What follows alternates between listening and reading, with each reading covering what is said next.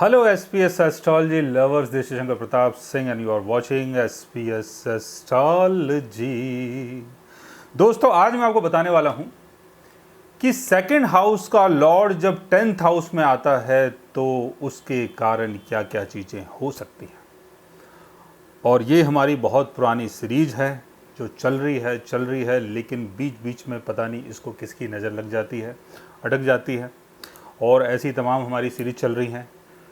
तो one by one ये सारी चीज़ें होंगी, वीडियोस बनेंगी, लेकिन दुनियादारी भी है, दुनिया के काम भी हैं,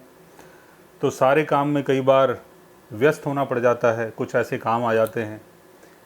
कि जहाँ पर आपको ना चाहते हुए वो काम करने पड़ते हैं। कई बार ऐसी चीज़ें आ जाती हैं परिवार की या समाज की, जो चीज़ आपको बीच बीच में करनी पड़ती है। और इसके साथ साथ आपका और मेरा ये अलग ही हमारा एक रिश्ता है, भाईचारा है, प्यार मोहब्बत है। मुझे बहुत अच्छा लगता है जब भी मैं वीडियो बनाता हूँ, आप लोगों के लिए कुछ बोलता हूँ तो ऐसा लगता है कि दिल की बात हो रही है आज, और जो हमने सीखा है उसको बताने का मौका मिल रहा है। तो आज का जो हमारा टॉपिक है वो है सेकंड हाउस का लॉर्ड जब 10th हाउस में आता है तो उसके कारण क्या चीज़ें हो सकती हैं। सेकंड हाउस का संबंध आपकी family value, speech, hoarded wealth, hoarded money, family lineage, आपका कोई भी ऐसा काम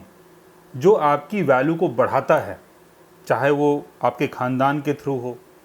आपके खुद के कर्मा के थ्रू हो, आपकी वेल्थ के थ्रू हो या आपकी स्पीच के थ्रू हो, वो कुंडली का सेकंड हाउस होता है। 10th हाउस यानी आपका करियर, आपका प्रोफेशन, आपका कर्मा, आपकी ड्यूटी, पब्लिक विजिबिलिटी, रेपुटेशन और पब्लिक ड्यूटी, ये 10th हाउस से देखा जाता है। सेकंड हाउस का लॉर्ड जब 10th हाउस में आता है तो यहाँ पर सेकंड हाउस और 10th हाउस दोनों के बीच में बहुत अच्छा रिलेशन बनता है, जिसको हम बोल सकते हैं धन कर्मा योगा। सेकंड हाउस यानी धन, 10th हाउस यानी कर्मा, और दोनों मिल गए तो योग बन गया, धन कर्मा योगा। तो बहुत अच्छा योग है। ऐसे में इंसान अपने करियर के थ्रू, अपने प्रोफेशन के थ्रू, पब्लिक विजिबिलिटी के थ्रू, अपने कर्मा के थ्रू, और जो भी उसका रोल है समाज के अंदर जिससे वो पहचाना जाता है, उसके थ्रू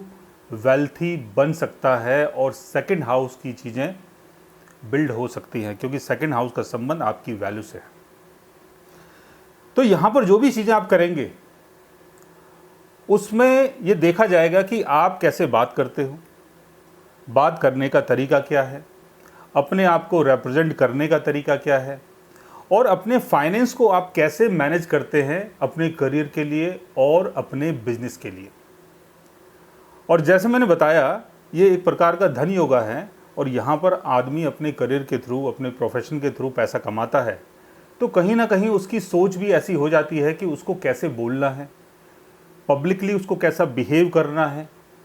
लोगों के बीच में जब वो आता है तो किस तरीके से उसको अपनी बातों को रखना है, कैसे समझाना है। ये सारे स्किल ऐसे इंसान के अंदर आ जाते हैं नेचुरली।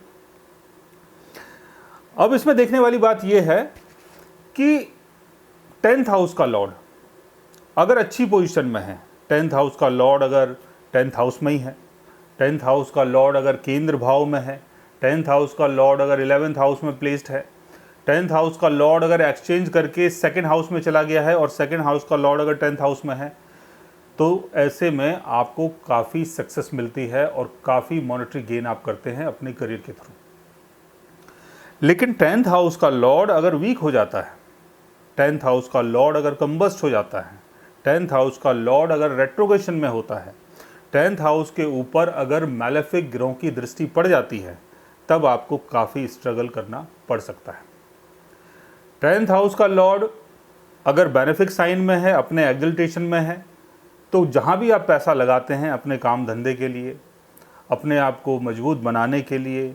अपनी पब्लिक विजिबिलिटी दिखाने के लिए, वो सारी चीज़ें ग्रो होती हैं और उसके थ्रू आपका स्टेटस बढ़ जाता है। सेकंड हाउस को जैसे हम जानते हैं कि सेकंड हाउस का संबंध हमारी फैमिली से भी है,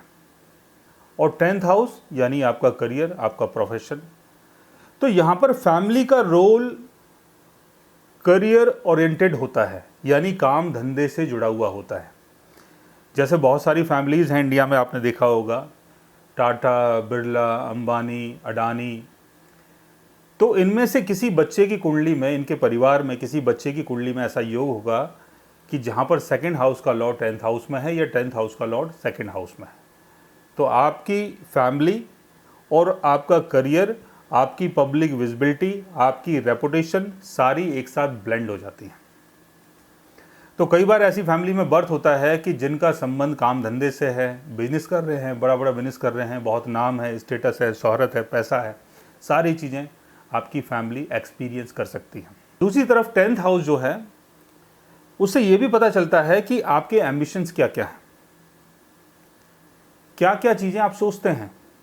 क्या क्या आप बनना चाहते हो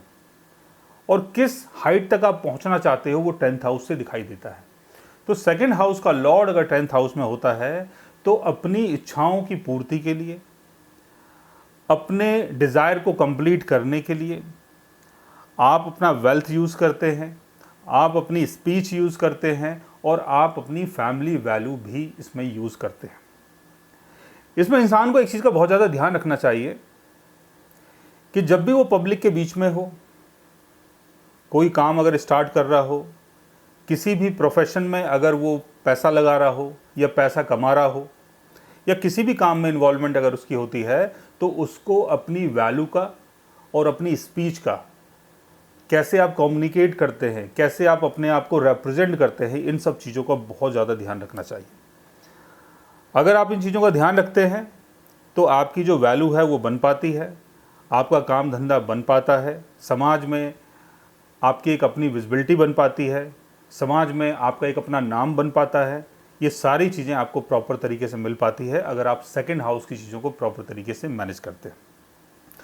लेकिन जैसे मैंने बताया कि सेकंड हाउस का लॉर्ड भी अगर वीक हो जाता है, सेकंड हाउस में अगर मैलेफिक ग्रहों की दृष्टि पड़ जाती है, सेकंड हाउस का लॉर्ड अगर राहु, शनि, केतु के साथ प्लेस्ड होता है, तब तमाम परेशानियां आ सकती हैं। सेकंड हाउस का लॉर्ड अगर सन होता है और सन की प्लेसमेंट अगर 10th हाउस में आती है, तो आपकी फैमिली में से कोई ऐसा पर्सन हो सकता है जिनको पॉलिटिकल चीज़ों में इंटरेस्ट हो, या जो ऑलरेडी पॉलिटिक्स में ही हो, या किसी ऐसे फील्ड में हो कि जहाँ पर उनका बहुत ज़्यादा नाम है, बहुत ज़्यादा उनका दबदबा है। मून की प्लेसमेंट अगर 10th हाउस में होती है, मून अगर सेकंड हाउस का लॉर्ड है, तो यहाँ पर आदमी अपने करियर के लिए बहुत ज़्यादा इमोशनल होता है, और काम धंधा भी ऐसा होता है कि जहाँ पर वो पब्लिक को सर्विस देता है और उसी के थ्रू उसको नाम, फेम और स्टेटस मिल जाता है। मंगल अगर सेकंड हाउस का लॉर्ड है, 10th हाउस में आ जाता है, तो आदमी इंजीनियर हो सकता है, डॉक्टर हो सकता है, पुलिस पर्सन हो सकता है, मिलिट्री पर्सन हो सकता है। किसी ऐसे करियर को आप चूज़ कर सकते हैं जहाँ पर आपकी इंटेंसिटी और आपका एग्रेशन दिखता हो। मरकरी की प्लेसमेंट अगर 10th हाउस में होती है तो आपका जो फील्ड है वो बिजनेस से संबंधित हो सकता है, जैसे सेल्स हो गया, मार्केटिंग हो गया, और आपका आईटी फील्ड हो गया। ऐसे किसी फील्ड में आप हो सकते हैं या ट्राई कर सकते हैं। वीनस की प्लेसमेंट अगर 10th हाउस में होती है तो आपका जो काम होगा, आपका जो करियर होगा, वो बहुत ही क्रिएटिव होगा। जैसे फिल्म स्टार्स होते हैं, जैसे कोई आर्टिस्ट होता है, ऐसे किसी काम धंधे में आपकी इन्वॉल्वमेंट हो सकती है। जुपिटर की प्लेसमेंट अगर 10th हाउस में होती है तो आप किसी टीचिंग फील्ड में हो सकते हैं, आप किसी ऐसे काम में हो सकते हैं जहाँ पर आप लोगों को नॉलेज प्रोवाइड करते हो। शनि की प्लेसमेंट अगर 10th हाउस में होती है तो करियर थोड़ा सा लेट स्टार्ट होता है, लेकिन आप ऐसे किसी करियर में आते हैं जहाँ पर आप सारी चीज़ों को बहुत ही सिस्टमेटिक तरीके से चलाते हो। राहु की प्लेसमेंट अगर 10th हाउस में होती है, हालांकि राहु किसी हाउस का लॉर्ड नहीं होता, लेकिन राहु की प्लेसमेंट अगर 10th हाउस में हो जाती है तो किसी बाहर के काम में आपकी इन्वॉल्वमेंट हो सकती है, और किसी ऐसे काम में आपकी इन्वॉल्वमेंट हो सकती है कि जिसको लोग अनएथिकल, अनप्रोफेशनल और अनकन्वेंशनल बोलते हो। केतु की प्लेसमेंट अगर 10th हाउस में होती है तो किसी स्पिरिचुअल फील्ड में आपका इंटरेस्ट हो सकता है और मेटलिस्टिक चीज़ों से आपका इंटरेस्ट हट सकता है। सो गाइज, आज मैंने आपको बताया कि सेकंड हाउस का लॉर्ड अगर 10th हाउस में आता है तो उसके कारण क्या क्या चीज़ें हमें फेस करनी पड़ती हैं और क्या क्या चीज़ें हमें करनी पड़ती हैं। अगर आप भी जानना चाहते हैं अपने सेकंड हाउस और 10th हाउस के बारे में, तो उसके लिए आप हमारे चैनल को सब्सक्राइब कर सकते हैं और अगर आप हमसे बात करना चाहें, कंसल्ट करना चाहें, पर्सनली हमसे मिलना चाहें तो आप हमारे व्हाट्सएप के थ्रू, ईमेल आईडी के थ्रू हमसे मिल भी सकते हैं, बात भी कर सकते हैं और गाइज आप हमसे कंसल्ट भी कर सकते हैं। So guys take care, love you all and good bye.